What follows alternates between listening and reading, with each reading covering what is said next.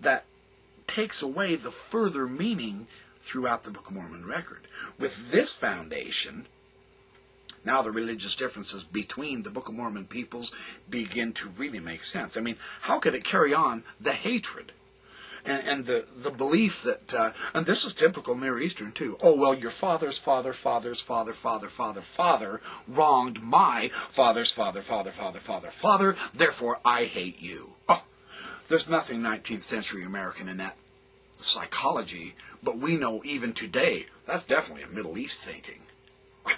What do you think jihad's all about? You know, holy war because we've been wrong somewhere.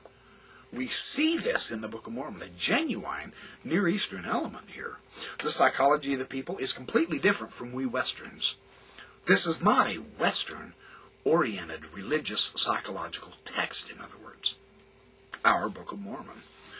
Well, although Laman and Lemuel's resistance was directly pointed at Lehi's leadership, when Lehi speaks, when he speaks of, or to his wayward sons, he does not condemn them.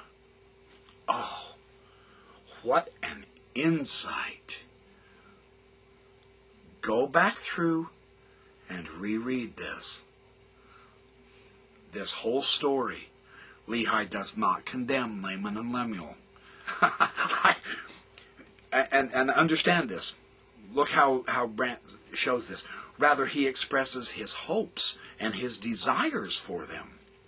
Lehi's approach to his eldest sons appears almost unfailingly optimistic. He could have scolded Laman for murmuring. Instead, what does Lehi do? He holds up an image of his capabilities. Go read that. Look at that. It's beautiful. Oh, that thou mightst be like unto this river. He's not condemning him. He's saying, look, you too can be this way. You have it in you. Says the same thing to Lemuel. Oh, that you could be firm, steadfast, and immovable like this valley. He knows he's capable, and he is bringing that out. This is not a condemnation of his eldest sons. Very beautiful insight here. Lehi's approach to his eldest sons appears unfailingly optimistic. He could have scolded Laman for murmuring. Instead, he holds up an image of his capabilities. He could be like unto a river running into the fountain of righteousness. The implication is clear that this is not what Laman is currently doing. Otherwise, Lehi wouldn't have had the point to make his desert poem, his Kasada. But the sentiment is nevertheless positive. This is not negative, it's positive. Likewise, Lehi's desire for Lemuel to be firm as a valley places his transgressions in their most favorable and forgiving light. Were it not for Nephi's clear explication of their dissension, we could not determine the depths of their dissatisfaction from Lehi's words alone. It is through Nephi's record that we get the full feeling, the negativity of Laman and Lemuel, because Lehi's not negative against him. He is continually trying to be optimistic. This is a very interesting point. Perhaps this distinction represents a difference between Lehi's record and Nephi's record. Laman and Lemuel not only owed their father respect and obedience as a religious and a social obligation, the group cohesiveness, but he also controlled their inheritance. And they knew it. You see, well, we better pay attention to Dad, because after all, if we're going to get wealthy, it's going to be through Dad. It's going to be through Lehi. Perhaps they tempered their behavior sufficiently around Lehi that the uglier side of their personalities came out only in their dealings with Nephi, their younger brother. Consequently, Nephi's perspective may have been quite different about Laman and Lemuel than was Lehi's perspective, and the explicit discussion of Laman and Lemuel might be unique to Nephi's account only. So, Laman and Lemuel did not believe that Jerusalem could be destroyed. Now,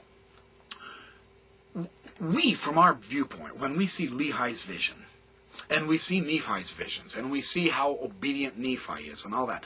I mean, it's obvious that Jerusalem is going to be destroyed. The prophets have spoken it. But let's look at this from Laman and Lemuel's perspective first. This is very interesting. This is what makes it so powerful to their heart, to their psyche.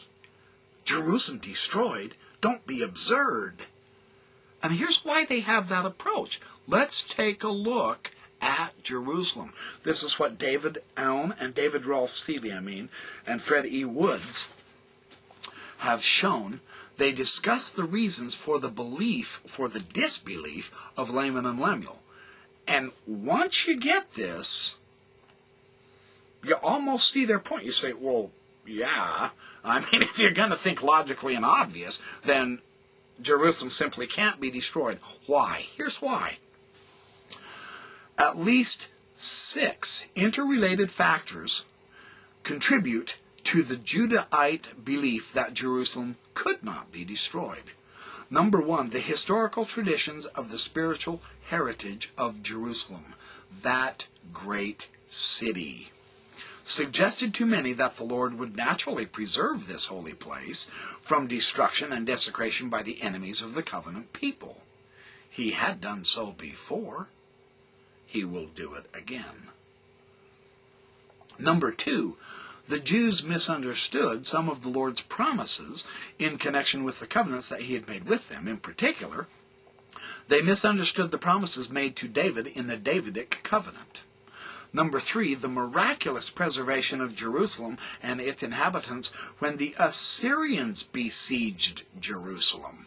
You find that in 2 Kings chapters 18 and 19.